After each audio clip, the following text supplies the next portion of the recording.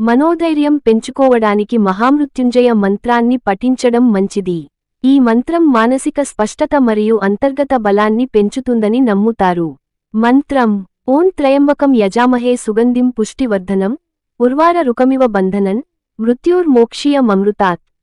వివరణ: ఓం త్రయంబకం యజామహే, శివుడిని 3 కన్నులు కలవానిగా స్తుతిస్తూ, సుగంధిం పుష్టివర్ధనం, సుగంధాన్ని, పోషణను పెంచేవాడిని, ఉర్వార రుకమివ బంధనన్, దోసకాయను దాని కాడ నుండి వేరు చేసినట్లు, మృత్యుర్మోక్షీయమమృతాత్, మరణం నుండి విముక్తిని ప్రసాదించి అమరత్వాన్ని ప్రసాదించమని కోరుతూ ఈ మంత్రాన్ని పఠిస్తారు.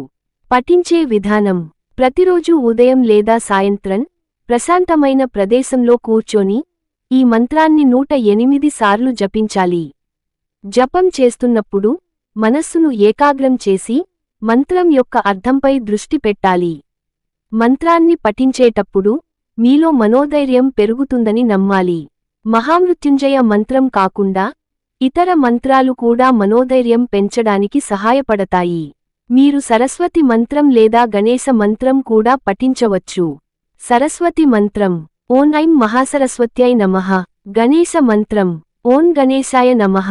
మీరు మీ నమ్మకం మరియు ఇష్టానికి అనుగుణంగా ఏదైనా మంత్రాన్ని ఎంచుకోవచ్చు. ఈ వీడియో మీకు నచ్చినట్లయితే లైక్ చేసి షేర్ చేసి సబ్స్క్రైబ్ చేసుకోగలరు. జై శ్రీరామ్.